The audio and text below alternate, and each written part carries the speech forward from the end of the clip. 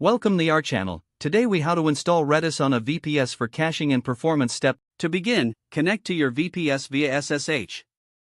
Use a terminal and type the command SSH your username at your VPS IP. Once logged in, update your package list by entering sudo apt update. Next, upgrade the existing packages with the command sudo apt upgrade. To install Redis, type sudo apt install Redis server. After the installation, open the Redis configuration file with sudo nano /etc/redis/redis.conf. Locate the line that says supervised no and change it to supervised systemd. Save your changes and exit the editor. Next, restart the Redis service using the command sudo systemd restart redis.service.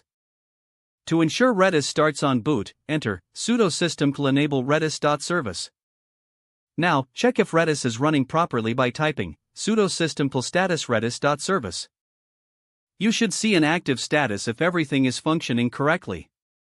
To test Redis, you can enter the Redis command line interface with Redis CLI. Once in the CLI, type a ping, and Redis should respond with pong. To further enhance security, consider setting a password by editing the Redis configuration file again.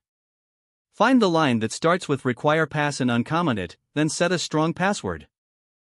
Save the file and restart the Redis service once more. Now, you can connect to Redis with the password using Redis CLI your password. Your Redis installation on the VPS for caching and performance is now complete. You are ready to integrate Redis into your applications for enhanced speed and efficiency.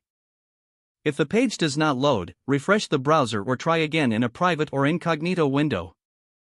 Make sure you are using the correct email address, then retype it carefully to avoid small typos.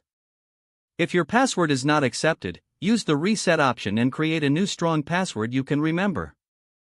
Check your spam folder for verification or security emails, then complete any requested confirmation steps. Enable two-factor authentication if available to improve account security and reduce unauthorized access risk. After signing in, review your profile details so your contact information and settings are accurate and current. If you see an error message, note it down and try again after restarting your device and internet connection. Log out when you finish, especially on shared devices, to keep your account and payment information secure. Don't forget to like this video and subscribe to our channel for more step-by-step tech guides.